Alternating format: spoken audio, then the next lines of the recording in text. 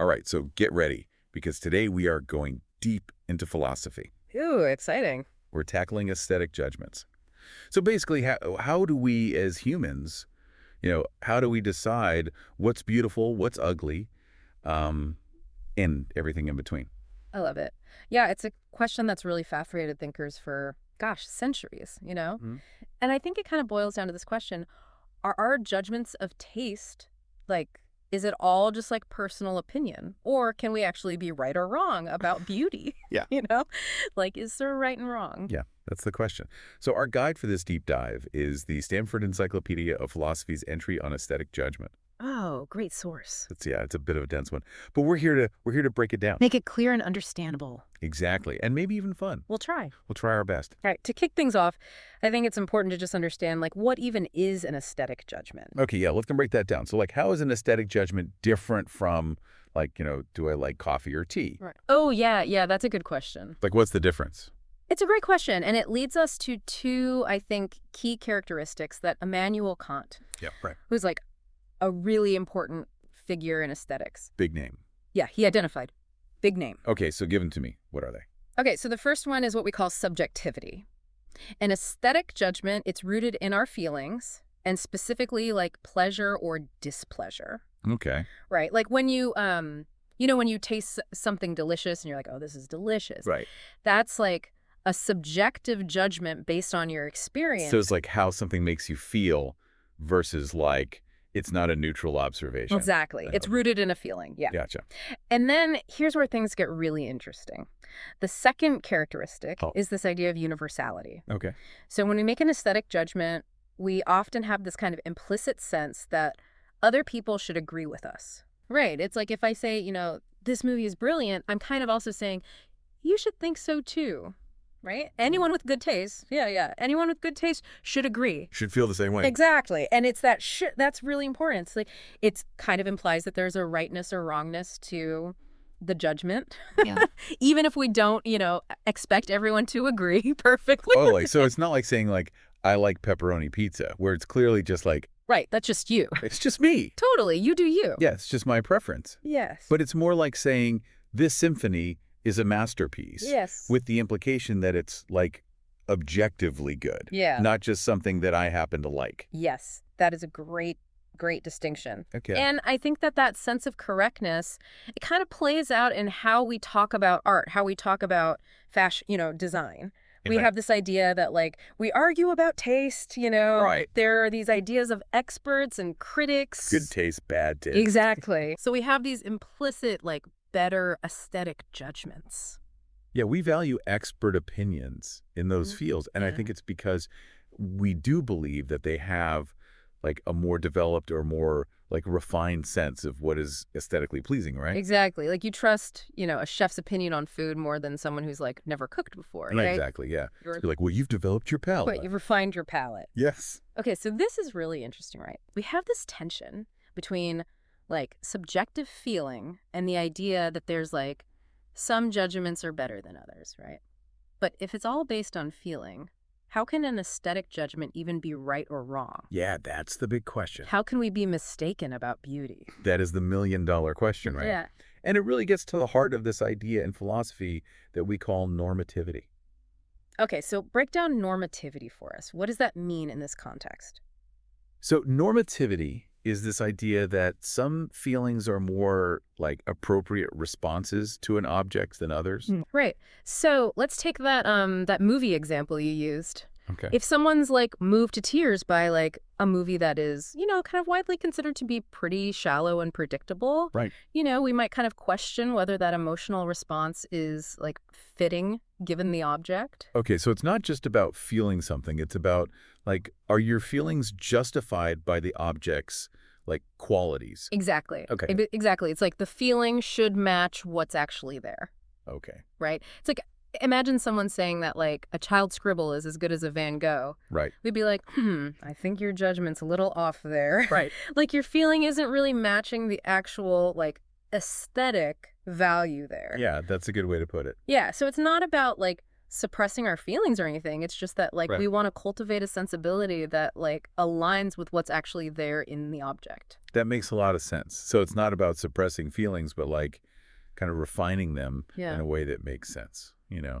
Exactly, yeah. Based on the object. And this leads to, I think, another really important point, which is that aesthetic judgments depend on what we call non-aesthetic qualities. Okay. So, like, beauty isn't just floating around in a vacuum. Right. It's, like, grounded in the object's actual features. Okay, so I'm intrigued. You're saying that we're not just randomly, like, slapping this label of beautiful onto things. Yeah, there's a reason. Okay. I mean, think about all the things we find beautiful. A sunset, you know, like a graceful sculpture, a piece of music.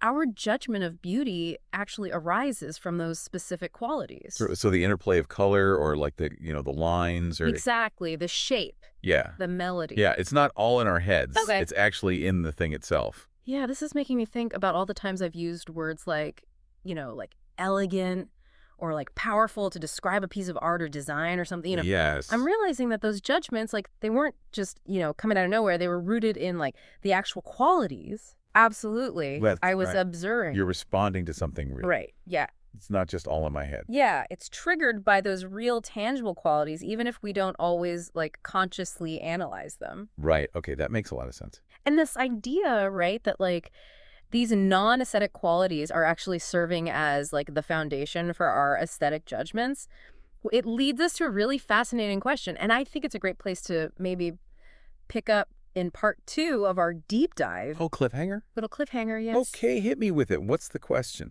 So the question is, how far does this dependence on, like, these non-aesthetic features extend? Okay. Right. So, for instance, does knowing the historical context of a painting, for example, Okay. does that actually change its beauty? Ooh, that's a good one. Yeah. Like, Okay. should the artwork kind of stand on its own regardless of its backstory? Or is context, like, crucial? Right. That is a good question. And that sounds like a perfect place to pick up next time. I'm In part 2 of our deep dive. looking forward to it. Welcome back. I'm so glad we can continue this conversation about aesthetic judgments. It's a really, I think it's a topic that goes so much deeper than just deciding what we like or dislike. It really does. Yeah. And, you know, we left off last time with this really fascinating question about, like, if knowing the backstory of a piece of art, does that actually change how beautiful we find it? Yeah, it's a great question. It's a huge one. Like, it makes me think about those art history courses you take, and you're like, you learn about the artist's life and, like, the historical context and everything. Exactly. And it brings up this, like, really fundamental question of, you know, is beauty, like, inherent to the object itself? Right. Or is it, like, shaped by all these kind of external factors? So, Right. you know, if you, let's say you discover that, like, a landscape painting that just seems so peaceful and serene Right. was actually created during, like, a time of intense war, Mhm. you know, and, like, reflects the artist's inner turmoil. Yeah. Does that change your perception of its beauty? You know, do you see it differently? That's such a good example. It Mhm. really is. It makes me wonder, like, are our judgments more fluid than we realize? Yeah. You know, it's not just about the physical qualities of the object, but it's also the story, The story, yeah. the story that's attached to it. Exactly. And some people argue that, like, context is absolutely crucial for kind of understanding and appreciating art, right? So, like, knowing the cultural background, the artist's intentions, like the symbols they were using, Right. all of that can, like, deepen our understanding and potentially even, like, enrich our aesthetic experience. But then, like, I've also had the opposite happen too, Yeah. where I've learned so much about a piece of art that it's almost ruined it for me. Oh, interesting. You know what I mean? Like, if the artist's explanation is just too literal or the historical context just feels so forced, it makes the work feel less magical, less open to, like, my own interpretation. Right. I totally get that. You know? There's this, like, delicate balance between appreciating the context, but also allowing the artwork to, like, kind of speak for itself. Totally. Yeah, it's kind of like watching a film. You know, some behind the scenes insights can be really cool, but then, like, too much analysis can just, like, suck the magic right out of it. Yeah, totally. It's a good analogy. It makes me think about how, like, some movie directors will, like, totally refuse to explain the meaning of their film. Right. You know, they're like, no, like, you watch it and you decide what it means. It's up to the audience, yeah. And I think that open-endedness, right, that's part of what makes art so powerful, Yeah. right? It's like it invites the viewer or the listener or the reader to kind of engage with it on their own terms. Totally. Right, to bring their own experiences, their own emotions to the table. This is really making me reconsider how I approach art and beauty in general. Like, it's not about, like, passively taking it in. You really do have to actively engage with it Yeah, there's that active engagement. and question your assumptions Yeah, and be open to, maybe there's more than one way to interpret this. absolutely. And that active engagement, I think, is what makes exploring aesthetics so exciting and so rewarding, right? Oh, yeah. Because it challenges us to think critically about our own perceptions, Right? to kind of recognize that beauty can manifest itself in so many different ways. Yes. Okay, so we've established that context can play a role Yes, in our aesthetic judgments. for sure. But this kind of leads me to another question, which is, like, is there, like, a formula for beauty? Ooh, that's the big one, yeah. Can we pinpoint, like, the qualities that make something aesthetically pleasing? Yeah. Like, regardless of, our preferences or cultural influences. That is the question, right? Yeah. That philosophers and artists have been trying to figure out forever. It's the age-old quest. Yeah. Is there Uh-huh. like a secret recipe? What is the magic formula? That's the magic formula. Yes. But I think, as you might have guessed, it's not quite that simple. I had a feeling there was going to be a but. There's a but coming, yeah. Okay. Well, there are certain elements that we tend to associate with beauty, like, symmetry, harmony, balance. Those are common ones. Those come up a lot. Yeah. But aesthetic judgments, ultimately, they're what we call anomalous. Okay, now you're using the philosophy A jargon. little bit of jargon, I apologize. Break down anomalous for me. Okay, so anomalous basically means that there aren't like strict laws or rules Okay. that govern aesthetic judgments. Okay. Right. So unlike like scientific principles, which should hold true, across time and space, Mm, aesthetic preferences are influenced by so many factors. Right. It's like individual experiences, cultural norms, historical context, even our mood. Like at a given moment, Right, so there's no equation, no equation for beauty. no guaranteed, like, checklist to create a masterpiece. You can analyze the elements of a painting, you can break down the composition, you can identify the colors, but you can't guarantee that everyone's going to look at it and be like, oh, that's beautiful. Okay, so what about those, like, theories you hear about, like the golden ratio, Yeah. and how that's, like, supposedly explains beauty in nature and art and stuff? Yeah.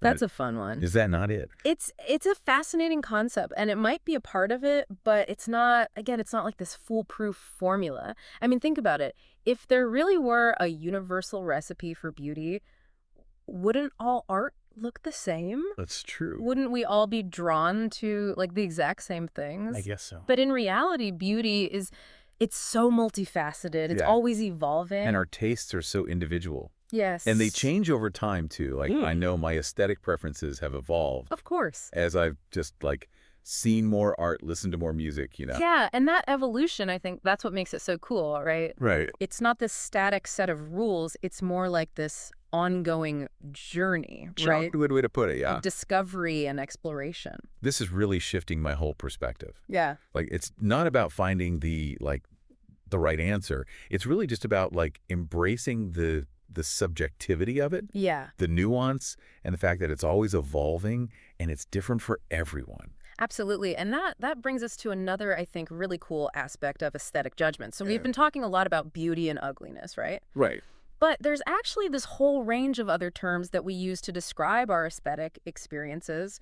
Words like elegant or dainty or sublime. Yes, even, like, grotesque or something. Yes, exactly. Like, these are all words that add so much, I don't know, like, color and depth Yeah, they're fun. to our descriptions. Yeah. But, like, where do they fit in with all this? Yeah, it's a great question. Are there just, like, different flavors of beauty and ugliness? So that's a great question. And it kind of brings us to this, like, I think of it as like a hierarchical model Got of it. aesthetic judgments. Okay. So those terms, right, like elegant, dainty, sublime, these aren't just synonyms for beautiful or ugly.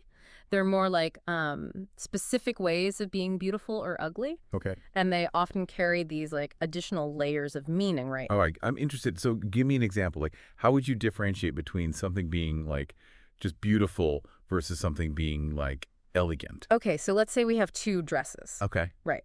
They can both be beautiful, Okay. but the elegant dress, maybe it's like characterized by its flowing lines, like a graceful silhouette, Right. a kind of refined simplicity. Right. So it's beautiful in a way that also suggests like sophistication, Sophistication. poise. Exactly. Okay, so elegant is like a subset of beauty, Yeah, it's like a subcategory. but it adds this like extra For a layer. layer of refinement or like grace or something Exactly. to the overall aesthetic. Exactly. And I think the same goes for all those other terms, right? Like sublime kind of evokes this sense of awe, Right. grandeur, often in the face of something that's like really vast and powerful. Dainty suggests like a delicate, charming kind of beauty, right? Grotesque is something that might be both ugly but also strangely compelling. Right. So it's like these terms give us a more nuanced way Nuance, yeah. of describing our aesthetic responses. Totally. It goes beyond just like I like it or I don't like it. Totally. We can really get at like what's the specific quality that's like captivating us or like repelling us. Exactly. And it really enriches, I think, our vocabulary of aesthetic judgment, right? Yeah. And it allows us to have these like much richer, more meaningful conversations about art and beauty. Yeah, this is making me think about all the times I've used those words and like not really thought Well, of we just throw them what around. they actually mean. Like when I say the building is like imposing or that piece of music is haunting, I'm actually making a judgment Yeah, you're making a judgment. based on a very specific kind of aesthetic experience. Exactly. And that judgment, even though it's subjective, it's still aiming for this kind of like correctness, Right. right? We're not just like throwing these terms around randomly. We're Right. really trying to like capture the essence of what we're feeling. Right. And communicate it to other people. Exactly. Yeah. We want them to understand. Wow, this has been so insightful. Like, I feel like we're really getting to like the heart of what these like seemingly simple words that we use to describe art and beauty actually mean. Yeah, there's a lot packed in there. And how much thought actually goes into even our like, seemingly off-the-cuff judgments Totally. about things. And it's that complexity that makes it so fascinating, right? It's like this journey into like the depths of human perception, emotion, judgment. This feels like a good place to stop for part 2. Yeah, I agree. But I'm really excited to like keep unpacking all this. Me too. So what do you have in store for us for like the final part of this deep dive? Well, I think we need to go to the very core of what defines like the aesthetic. Right. And then I think that will help us really understand how it helps us understand like the world around us. Okay, so we are back for the final part of our deep dives into aesthetic judgments. Yeah. And wow, we've really covered a lot of ground, right? Like everything from how our subjective feelings and like these objective qualities, how they play together. Yeah. And then the role of context and just like how tricky this whole idea of beauty is. Right, it's so slippery. It really is. Yeah. And you've been teasing this question of like what exactly is the aesthetic? Yes. And I'm ready to tackle it. So like is it just a fancy word for anything that we find pleasing? Or is there something like more to it than that? That is the question, right? Yes. And it's a question that philosophers have been wrestling with for, literally centuries. Yeah. And there's no easy answer, right? But I think we can get a deeper understanding by going back to those two key characteristics of aesthetic judgments that we talked about. Okay. Remember, subjectivity. All right. Subjectivity and universality. Yes, exactly. So like it's based on personal feeling, but there's also this like desire for a shared understanding. Totally. And that tension, right, Yeah. between the personal and the universal, between the subjective and the objective, that really is at the heart of the aesthetic. It's not just about what we like or dislike. It's about this like deeper level of experiencing and judging value in a way that goes beyond just our own personal taste. So it's not just saying like, I like this color. It's more like this color evokes this feeling of serenity in me that I think other people could experience too. Yes, perfect example. It's like our aesthetic judgments are reaching for something more Okay. than just like my taste. Mm-hmm. It's this idea that like we're trying to tap into some sort of shared experience. Right? Like a common ground where our feelings can kind of connect with something larger than ourselves. This makes me think about how like, we have those debates about art and about beauty. Right, all the time. And, we might disagree about whether, a certain painting is good or a certain piece of music is good. Yeah. But like often those disagreements are coming from this shared desire to like understand it, To get it. to get it, yeah, Yeah. to like grasp the essence of it and articulate its value. Exactly. And those debates, even when they get really heated, right? Yeah. It shows that like these judgments aren't just random. Right. Like we're not just expressing like arbitrary opinions. Right. We're not just being like contrarian for the sake of it. Exactly. We're really trying to have this like dialogue about meaning, Right. about value, about the nature of beauty itself. So the aesthetic isn't just like, a fancy term Right. for stuff we like. It's a way of being. Yeah, it's a way of engaging with the world Absolutely. that involves personal feeling, but also this like striving for a shared understanding. I love that. Yeah, that's a great way to put it. Yeah. And it's that way of engaging with the world, that aesthetic sensibility that allows us to appreciate art, to appreciate nature, even like everyday objects in this much richer, more meaningful way. It's like you're saying it helps us see the beauty, Everywhere. even in those like unexpected places. Totally. Yeah, it's like it attunes us to it. Yeah. Yeah. This is really resonating with me. So it's like developing our aesthetic sensibilities isn't just about like knowing art history or knowing music theory. Right. It's more than that. It's really about cultivating this like way of seeing, way of Like a experiencing. being in the world. Yeah, and like finding the meaning and the value beyond just like the Like practical. a functional. Yeah. Yeah, the everyday. It's more than that. You Okay. got it. You're getting I'm it. like, this is where the power is. That's the power of the aesthetic. Yeah. It's not just in museums and concert halls. Yeah. It's everywhere. It's everywhere. It permeates. Yeah, totally. It's like how we dress, how we design our homes, how we interact with nature. Yes, how we set the table. Yeah, all of it. Every little thing. This makes me think about those moments where you like experience just pure awe and wonder. Oh, yeah. Like standing on a mountaintop, watching the sunset. Listening to a piece of music that just like gives you chills. Yes, it's those moments that like you can't even put into words. They transcend language. They do. Yeah. They connect us to something so much bigger. And those are exactly the kinds of experiences that the aesthetic helps us to understand and appreciate. It gives us like this framework for exploring those moments. Wow, this has been so enlightening. I'm glad. I feel like I have a whole new way of looking at beauty now. Good. I hope so. I really do. And remember that developing our aesthetic sensibilities, this is like an ongoing process. Right. It's about engaging with the world with curiosity, with openness, with a willingness to like be moved by beauty in all its forms. That's a good way to put it. Yeah. So to our listeners out there, I encourage you to embrace that. Embrace the aesthetic. Embrace it. Yeah. Challenge your assumptions about what beauty is. Yes. Engage in those Yeah. debates about art and taste, even if they get heated, because it's all part of it. It's how we learn. Exactly, yeah. We grow. And, just keep exploring the world with this sense of wonder Yeah. and keep looking for the beauty Keep your eyes open. because it's everywhere. It's all around us. Okay, so thank you so much for joining us on this deep dive, This was fun. and we'll see you next time for another exploration into the world around us.